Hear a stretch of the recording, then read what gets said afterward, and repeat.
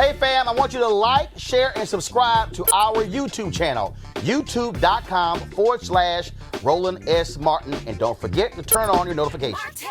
All right, folks.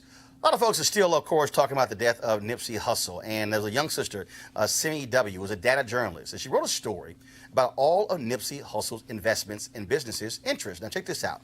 According to Semmi, Hussle hired or impacted more than 40,000 people. And the projected value of his investments made between 2013 and 2019 was $210 million. $210 million. Guys, pull the graphic up on your end, please.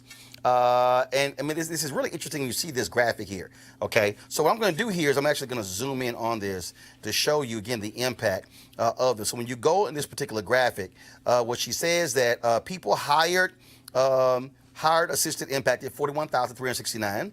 He invested in Invest, a blockchain-based music app, launched Our Opportunity, a coalition dedicated to developing properties and revamping neighborhoods across multiple cities, part of a bid to acquire the Viceroy Santa Monica, a luxury resort. But his business partner tweeted that they actually have partners in the opening of a Virgin Resort there in Las Vegas. A co-founder of the STEM Academy with plans to expand across 3 cities. Active role in establishing Destination Crenshaw, a 1.3-mile public art space honoring LA's Black heritage set to open in 2020. And then also introduced Proud to Pay model, earning an estimated $1.5 million in independent artists. The figure does not include merchandise or touring. Remember, he also owned all of his masters. Reopened World on Wheels, the roller rink initially damaged during the 1992 LA riots. Set up partnership with Fatburger, where employees wore uniforms branded with his clothing label's Crenshaw logo.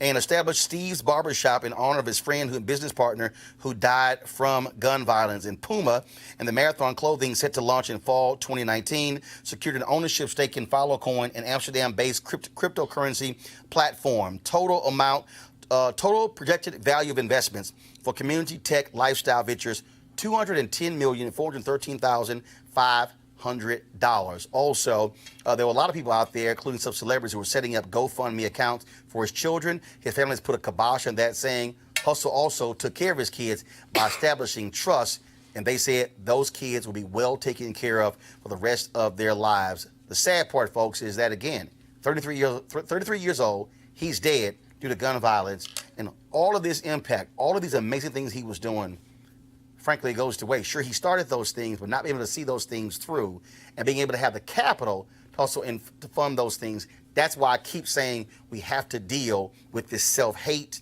with the deal with this whole toxicity when it comes to another man calling you out, and then the only way to resolve differences is to actually get a gun and kill somebody. And I think on that same point, it's really important that looking at this graph of Hussle, let's figure out what it is in our hip-hop community, our mass culture community, where we can't celebrate that while he's still alive.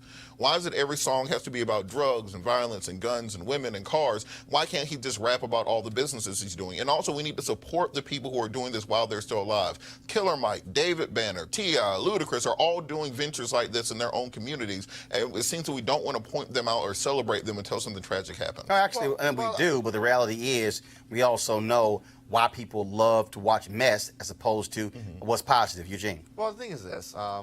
You know, as somebody that indulges in a lot of hip-hop media, the hip-hop community has actually, spent a lot of time praising Nipsey while he was alive. It's more so Main Street gatekeepers. General public that, may not have been necessarily aware of the things that Nipsey was doing. I mean, when Nipsey said, hey, look, I'm going to sell my mixtape for $100, and Jay-Z comes in and buys, 1,000 of them, the support was there. But what he was working on with things like Vest, I mean, I have the app, and it literally gives artists opportunity to monetize their own work and to sell, part of their ownership to raise funds. I think it's important that, when some of us make it, right, we use some of that money to rebuild our communities. And that's what Nipsey, that's what this young man did. He used the money that he earned from the support of society to make his communities a much better place. And not only him, but there are countless others who are doing the same thing in our communities, like you, Roland Martin, giving us a platform to discuss our views. You want to support Roland Martin Unfiltered? Be sure to join our Bring the Funk fan club. Every dollar that you give to us supports our daily digital show. There's only one daily digital show out here that keeps it black and keep it real as Roland Martin Unfiltered. Support the Roland Martin Unfiltered daily digital show by going to RolandMartinUnfiltered.com. Our goal is to get 20,000 of our fans contributing $50 each for the whole year. You can make this possible. RolandMartinUnfiltered.com.